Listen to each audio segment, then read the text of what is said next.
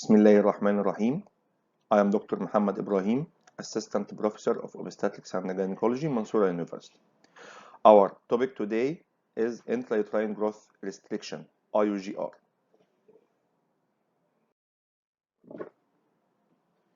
Regarding definition, IUGR is defined as fetal weight less than the 10th percentile for gestational age due to deficient oxygen or nutritional supply or utilization. Regarding etiology, we have maternal causes starting from maternal disease like hypertensive disorders, diabetes mellitus, heart disease, anemia, antiphospholipid syndrome, and autoimmune disease like systemic lupus erythematosus. Malnutrition is an important cause. Infection, including storch and chronic infections, exposure to chemicals like smoking, narcotic addicts, and drug abuse, ionizing radiation, high altitude due to relative hypoxia. For fetal causes,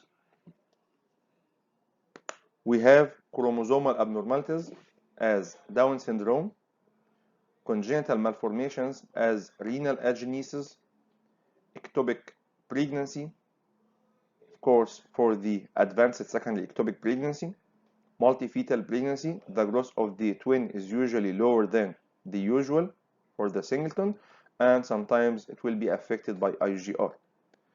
Post-maturity and Rh isoimmunization. The unit of connection between the mother and the fetus also have a share as a cause for IUGR. Placenta and cord causes include placental insufficiency due to small placenta, placental thrombosis, multiple placental infarcts, and placental aging. Partial placental abruption and separation will share, and placental abnormalities like circumvallate placenta. For the cord causes, we have marginal and filamentous insertion of the cord and single umbilical artery, which is usually associated with chromosomal abnormalities of the fetus. For obstetric complications, pregnancy on top of IUD will be presented by IUGR in some cases, and cases suffered from threatened abortion or antepartum hemorrhage. And about 40% of cases, the cause is unknown, and we claim that we have idiopathic IUGR.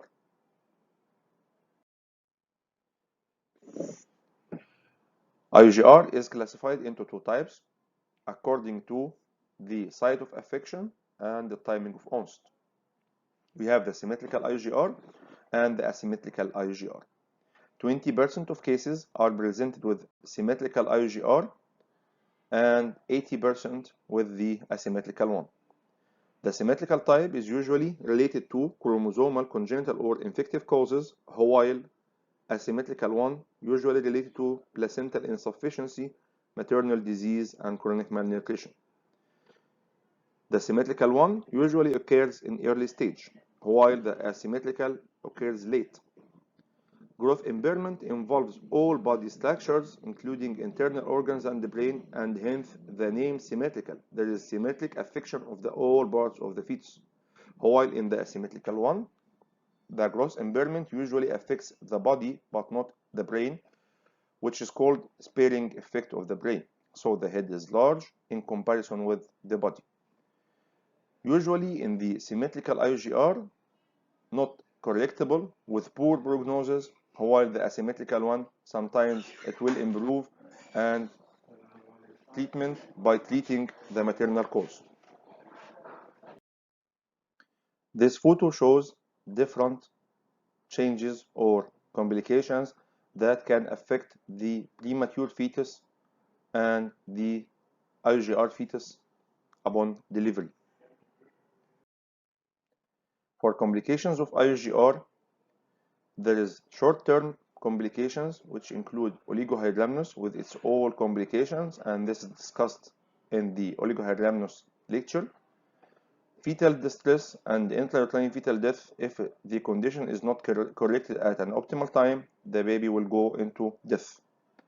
asphyxia neonatorum with extension of the intrauterine asphyxia or due to meconium aspiration.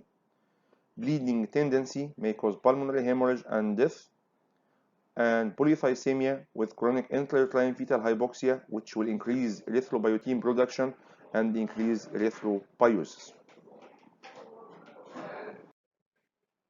Hyperbilirubinemia due to increased hemolysis in cases of polycythemia, which exaggerates the physiologic hyperbilirubinemia.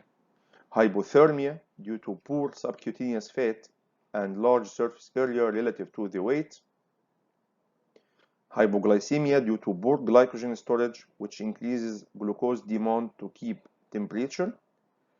Hypocalcemia manifested by clones, tremors, and convulsions. The long-term effects include increased incidence of stunted growth, neural handicapping, behavioral changes, lower IQ later in life. To diagnose IUGR, we can find the cause before delivery, thorough history examination for determination of fetal age and detection of cause like advanced maternal disease or malnutrition. We should do examination. Sometimes we'll find the cause like hypertension, like severe anemia, uncontrolled diabetes. We should evaluate the maternal weight gain or even loss during pregnancy, which can be a clue. Fundal level is usually lower than period of amenorrhea, except in multifetal pregnancy, owing to the affection of the growth and associated oligohydramnios. Signs of oligohydramnios like easy feeling the fetal parts, hyperflexed fetal attitude. For investigations, first, we should determine fetal age and evaluate the fetal growth by using ultrasound.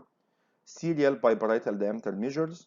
There is leg of more than or equal to weeks than the gestational age. This is symmetric IUGR.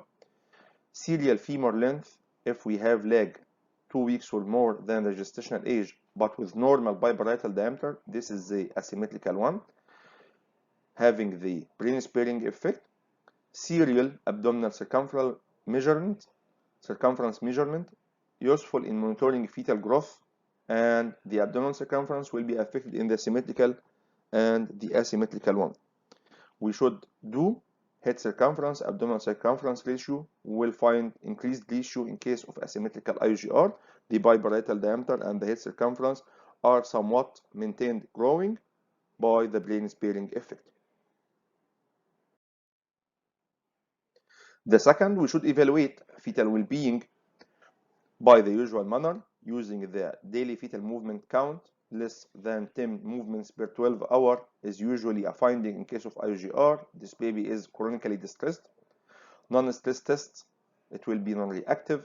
Contraction stress test will have persistent late deceleration, more than 50% of contractions. Biophysical profile will have poor score. Doppler ultrasound can be used to evaluate blood flow through the placenta and the umbilical cord. It will show increased systolic-diastolic ratio due to high resistance in the diastole blood vessels in the placenta. We can do amnioscopy. We will find meconium-stained amniotic fluid, hormonal assay, but not used now. And we can also by ultrasound diagnose congenital anomalies, which can point for a cause for the IUGR. After delivery, neonate show signs of dysmaturity, which include low birth weight, less than the 10th percentile for the gestation age, dry wrinkled skin, thin triceps skin fold thickness, we don't have subcutaneous fat, low placental weight, and other placental abnormalities may be evident like infarctus, abnormal calcification, meconium staining of the baby, placenta, and the umbilical cord. For management, we have maneuvers or measures done during pregnancy and after delivery. For the antenatal management, we should do meticulous searching for congenital anomalies. It's an important cause in the symmetrical IUGR. We should do hospitalization allowing bed rest in the left lateral position to prevent supine hypotension, which will increase placental blood flow by about 25%, adequate diet, stopping of smoking and alcohol intake, diagnosis and treatment of any associated maternal problem in cases of asymmetric IUGR, and in some cases, this step will improve the growth and the baby will go into a normal pathway. Using measures to increase the placental blood flow, we can add low-dose aspirin, we can give heparin, low molecular weight heparin, monitoring the fetal well-being, like we mentioned, with daily fetal movement count, and the other methods to find out if there is any deterioration or improvement in the condition, determination of fetal maturity, and then we sort for termination of pregnancy, which should be balanced between risks of intrauterine asphyxia and risks of prematurity. During labor, to decide the method of delivery, this is influenced by gestational age, the results of contraction stress test, if we have associated factor like antepartum hemorrhage, malpresentation, previous cesarean section. Cesarean section is more preferred, especially if there is associated adverse factors, because the fetus will not tolerate decreased oxygen supply and birth trauma encountered during vaginal delivery. It is already exhausted and chronically distressed.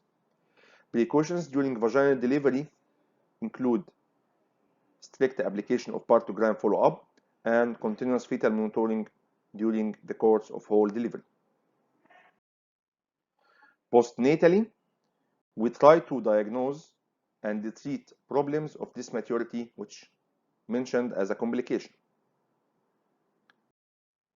Thank you.